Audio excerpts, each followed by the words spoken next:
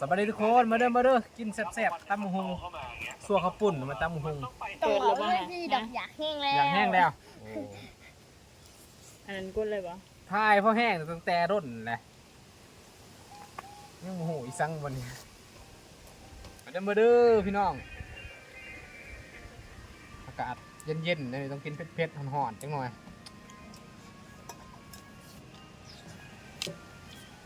ปรุงก่อนครับ บวงก่อนจอยโอ้มี ครับ ได้บวงที่มันนี่นะ บุกินเลยกับ รอยอย่างนั้นบวงกันแต่หนึ่งก่อนอืม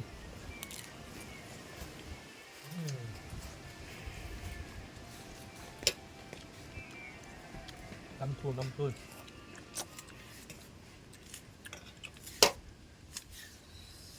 ตัวเลยมันนี่แซ่บหมดเป็นลำทุน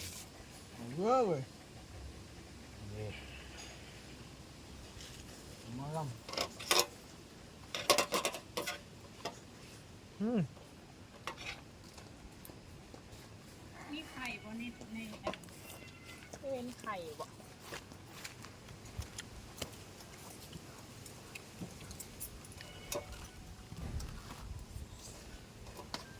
จอยออกมาคือบ่อันนั้นปิดประตูนี่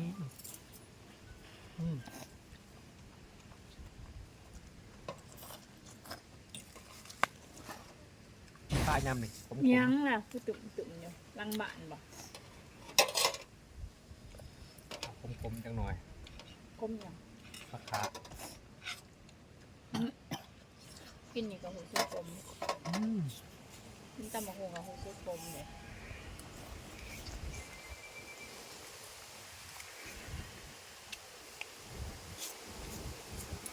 ปักแผ่วใส่หน่อไม้เนี่ยหน่อยหนึ่งบัวลายปานใด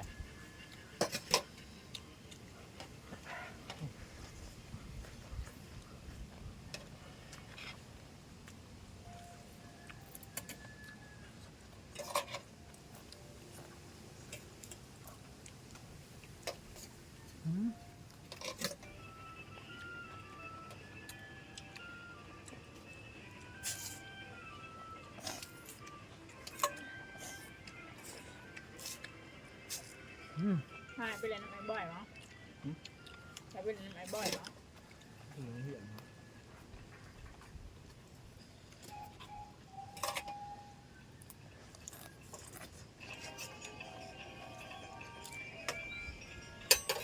มาจากทางไหนคือลายค่ะเขาพาเอามาทางไหนคือลายเอาหมอกวะ ทั้งหมด ข้าวสอมมือตักหยาบข้าวสอมตักง่าย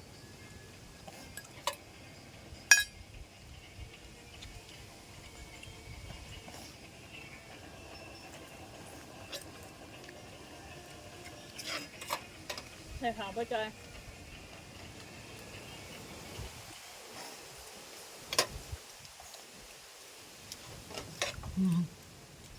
บอกเป็นอะไรด้วย ไม่เชื่อไม่ได้เป็น ไม่ค่อยมันสะดุดเลยแต่คนบดตก รถไฟมันบอกว่ารถไฟมันบอกมา ลมพัดเรือกับไฟมันดับไฟมันกระตุกมันหนามันกระตุกไป เบิ้งตัวกระโดดไปแล้ว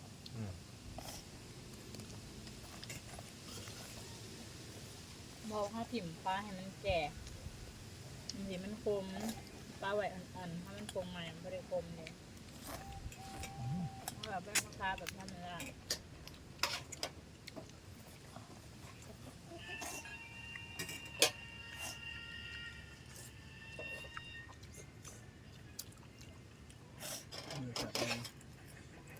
มือดีกว่า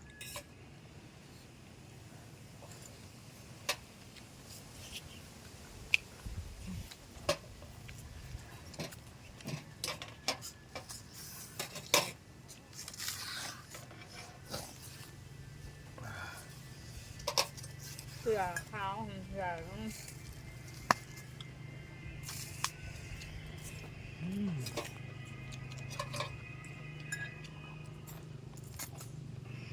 อืม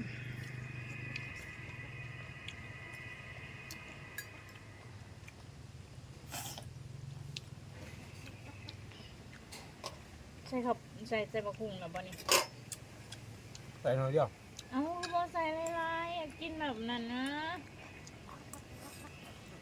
กินแต่บะคุงหลายๆค่ะ อืม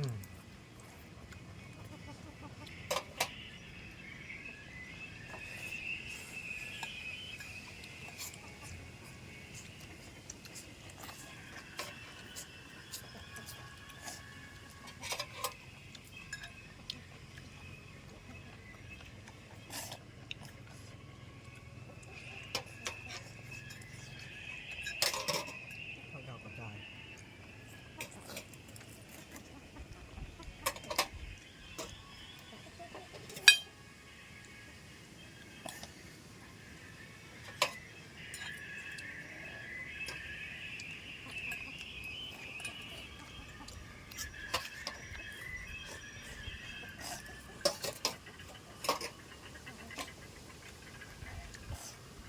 หอมกลิ่น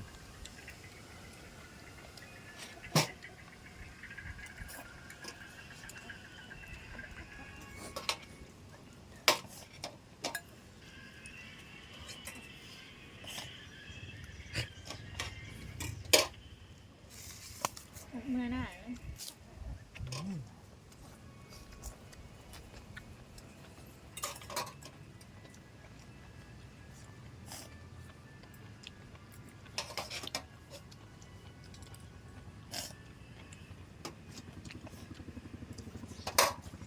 ถ้าจอยมันบอกว่าอย่าเอาผ้าเจ็ดมือมากด้วยนี้มันเปื่อนมันแสบแล้วมันเจ็ด เกลือขาวกล้องแล้วเราเก็บแล้ว เมื่อกี้เขาเก็บเลยดิ ไม่น่าอันนั้นก็ใส่กับอันเนี้ยเอิด รุ่ม มาดุ่มตัว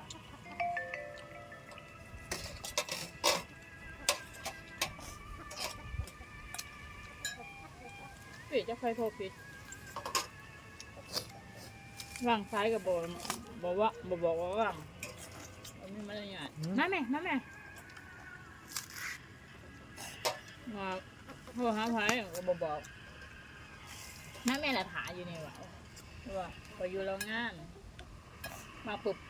บอกโอ้เขาโทษเด้อยังก็บ่มีบ่มีมารยาทพอดีโทษพิษหรือยังบ่มีมารยาทอีก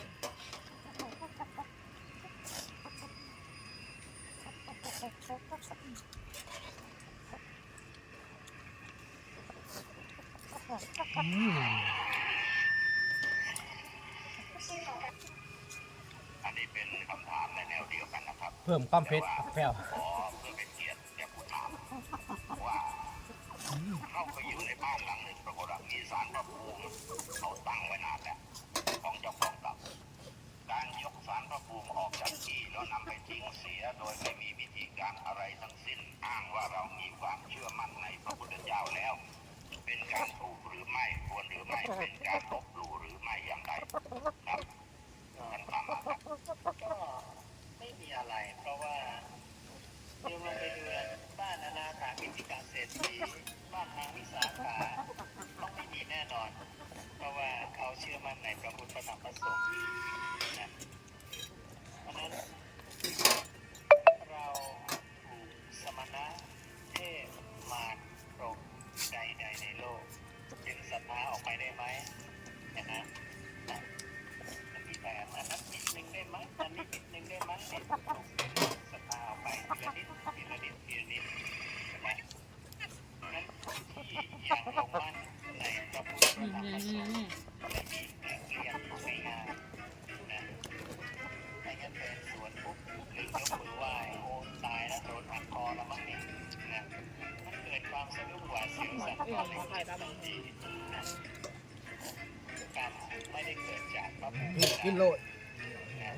สัตว์โลกเป็นไปตาม ที่ กร ต ร รง ม เลยอ่ะ ไม่ใช่ว่าสัตว์โลกเป็นไปตามพระภูมิเป็นไปตามที่ศาลเจ้าที่เป็นไปตามศาลเจ้าพ่อเจ้าแม่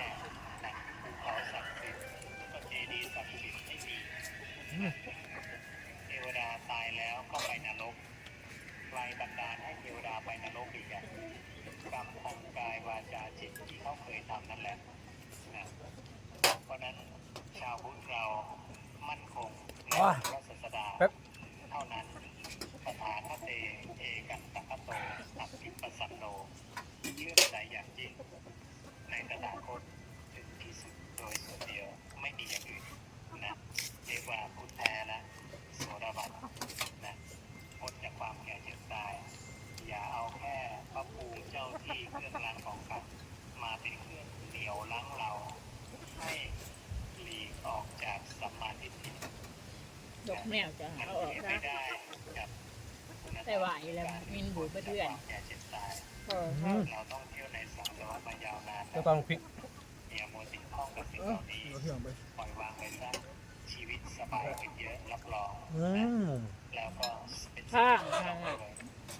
ต้องตามความเห็นใจตามความเห็นพระพุทธเจ้านะไม่เอาความเห็นใครดังนั้น จะไม่มีความเห็นของใครมาคัดค้านความเห็นของพระศาสดาได้นะ